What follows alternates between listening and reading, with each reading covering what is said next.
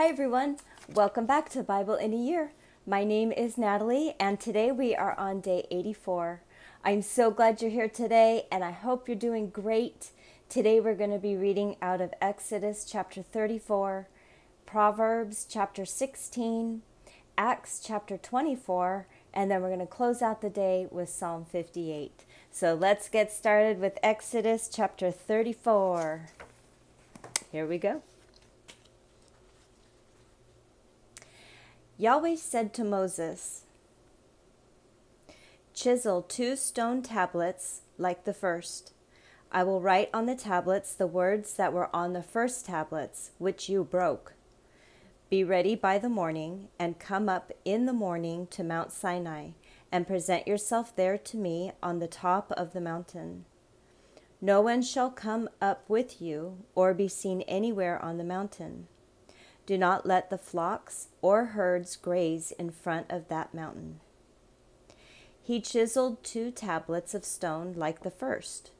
Then Moses rose up early in the morning and went up to Mount Sinai, as Yahweh had commanded him, and took in his hand 2 stone tablets. Yahweh descended in the cloud and stood with him there and proclaimed Yahweh's name.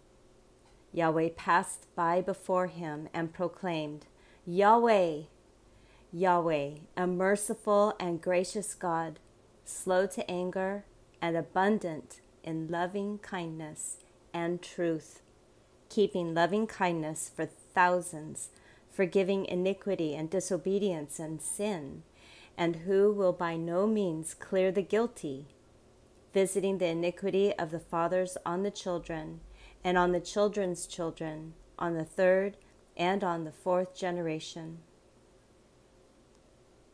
Moses hurried and bowed his head toward the earth and worshipped. He said, "If now I have found favor in your sight, Lord, please let the Lord go among us. Even though this is a stiff-necked people, pardon our iniquity and our sin, and take us for your inheritance." He said, "Behold, I make a covenant before all your people. I will do marvels such as have not been worked in all the earth, nor in any nation, and all the people among whom you are shall see the work of Yahweh, for it is an awesome thing that I do with you. Observe that which I command you today. Behold, I will drive out before you the Amorite, the Canaanite, the Hittite, the Perizzite, and the Hivite, and the Jebusite. Be careful, lest you make a covenant with the inhabitants of the land where you are going, lest it be for a snare among you. But you shall break down their altars and dash in pieces their pillars, and you shall cut down their Asherah poles. For you shall worship no other God, for Yahweh, whose name is jealous, is a jealous God. Don't make a covenant with the inhabitants of the land, lest they play the prostitute after their gods, and sacrifice to their gods, and one call you, and you eat of his sacrifice. And you take of their daughters to your sons, and their daughters play the prostitute after their gods, and make your sons play the prostitutes after their gods. You shall make no cast idols for yourselves. You shall keep the feast of unleavened bread. 7 days you shall eat unleavened bread, as I commanded you, at the time appointed in the month Abib. For in the month Abib you came out of Egypt. All that opens the womb is mine, and all your livestock that is male, the firstborn of cow and sheep. You shall redeem the firstborn of a donkey with a lamb. If you will not redeem it, then you shall break its neck. You shall redeem all the firstborn of your sons. No one shall appear before me empty. 6 days you shall work, but on the 7th day you shall rest. In plowing time and in harvest you shall rest. You shall observe the feast of weeks with the first fruits of wheat harvest, and the feast of harvest at the year's end. 3 times in the year all your males shall appear before the Lord Yahweh, the God of Israel. For I will drive out nations before you and enlarge your borders. Neither shall any man desire your land when you go up and appear before Yahweh your God 3 times in the year. You shall not offer the blood of my sacrifice with leavened bread. The sacrifice of the feast of the Passover shall not be left to the morning. You shall bring the first of the first fruits of your ground to the house of Yahweh your God. You shall not boil a young goat in its mother's milk. Yahweh said to Moses, "Write these words, for in accordance with these words I have made a covenant with you and with Israel." He was there with Yahweh 40 days and 40 nights. He neither ate bread nor drank water. He wrote on the tablets the words of the covenant, the 10 commandments. When Moses came down from the mountain Sinai with the 2 tablets of the covenant in Moses' hands, when he came down from the mountain, Moses didn't know that the skin of his face shone by reasons of his speaking with him. When Aaron and all the children of Israel saw Moses, behold, the skin of his face shone, and they were afraid to come near him. Moses called to them, and Aaron and all the rulers of the congregation returned to him, and Moses spoke to them. Afterward, all the children of Israel came near, and he gave them all the commandments that Yahweh had spoken with him on Mount Sinai. When Moses was done speaking with them, he put a veil on his face. But when Moses went in before Yahweh to speak with him, he took the veil off until he came out, and he came out and spoke to the children of Israel that which he was commanded. The children of Israel saw Moses' face, that the skin of Moses' face shone. So Moses put the veil on his face again until he went in to speak with him. That's the Lord rubbing off. Oh, I love that. I want to shine like that. Oh, I love that. Okay. Proverbs chapter 16.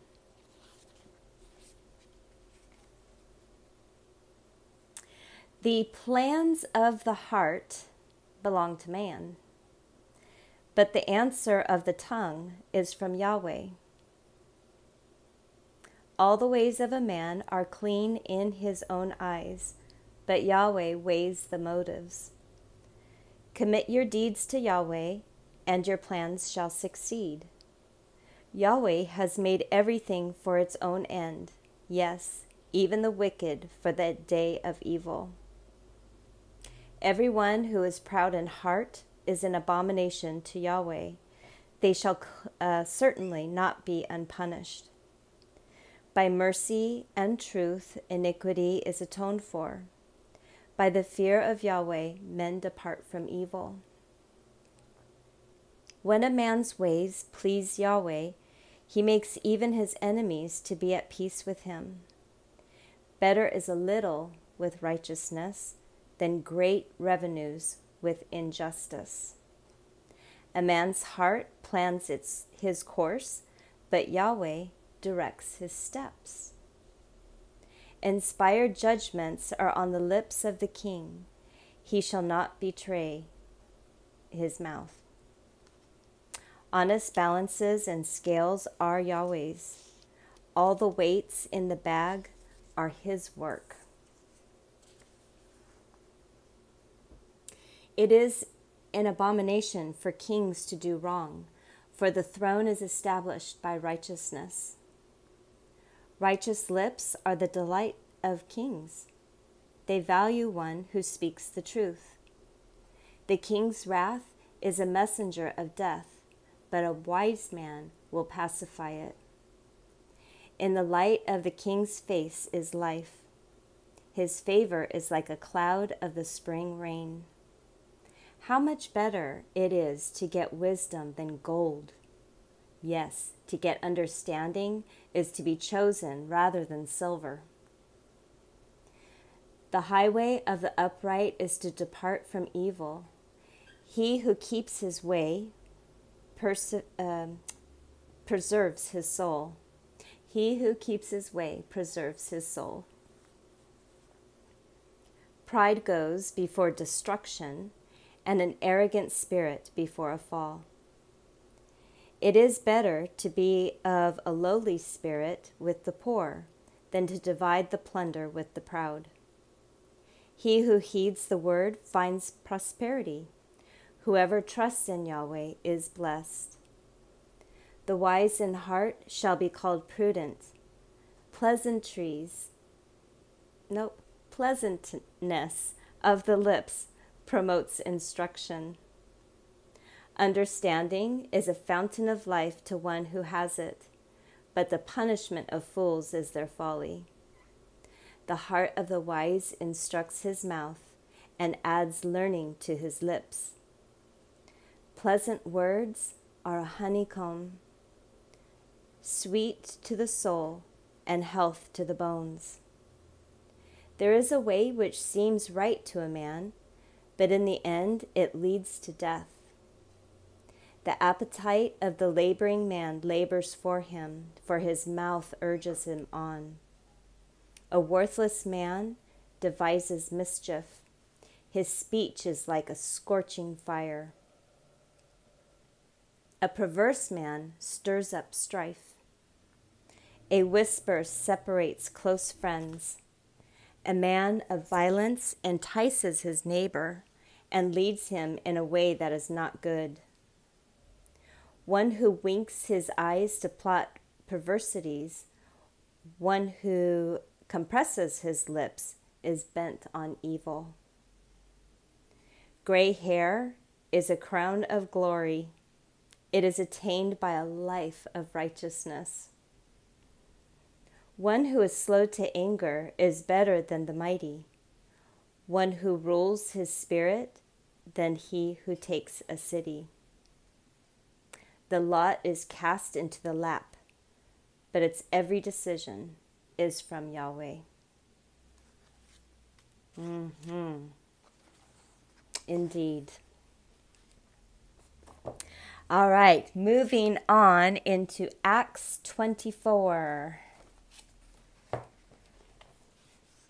Here we are. After 5 days, the high priest, Ananias, came down with certain elders and an orator, one Tertullus. They informed the governor against Paul. When he was called, Tertullus began to accuse him, saying, "Seeing that by you we enjoy much peace, and that prosperity is coming to the nation by your foresight, we accept it in all ways and in all places, most excellent Felix, with all thankfulness. But that I don't delay you, I entreat you to bear with us and hear a few words. For we have found this man to be a plague, an instigator of insurrections among all the Jews throughout the world, and a ringleader to the sect of Nazarenes. He even tried to profane the temple, and we arrested him. By examining him yourself, you may ascertain all these things of which we accuse him." The Jews also joined in the attack, affirming that these things were so. When the governor had beckoned to him to speak, Paul answered, "Because I know that you have been a judge of this nation for many years, I cheerfully make my defense, seeing that you can verify that it is not more than 12 days since I went up to worship at Jerusalem. In the temple, they didn't find me disputing with anyone or stirring up a crowd, either in the synagogue or in the city. Nor can they prove to you the things of which they now accuse me. But this I confess to you, that according to the way which they call a sect, so I serve the God of our fathers, believing all things which are according to the law, and which are written in the prophets, having hope toward God, which these also themselves look for, that there will be a resurrection of the dead, both of the just and unjust. In this I also practice, always having a conscience void of offense toward God and men. Now after some years I came to bring gifts for the needy to my nation and offerings, amid which certain Jews from Asia found me purified in the temple, not with a mob, nor with turmoil. They ought to have been here before you, and to make accusations if they had anything against me. Or else, let these men themselves say what injustice they found in me when I stood before the council, unless it is for this one thing that I cried standing among them, concerning the resurrection of the dead. I am being judged before you today. But Felix, having more exact knowledge concerning the way, deferred them, saying, When Lysias, the commanding officer, comes down, I will decide your case. He ordered the centurion that Paul should be kept in custody and should have some privileges, and not to forbid any of his friends to serve him or to visit him. After some days, Felix came with Drusilla, his wife, who was a Jewess, and sent for Paul and heard him concerning the faith in Christ Jesus. As he reasoned about righteousness, self-control, and the judgment to come, Felix was terrified and answered, Go your way for this time, and when it is convenient for me, I will summon you. Meanwhile, he also hoped that money would be given to him by Paul, that he might release him. Therefore, also he sent for him more often and talked with him. But when 2 years were fulfilled, Felix was succeeded by Porcius Festus, and desiring to gain favor with the Jews, Felix left Paul in bonds.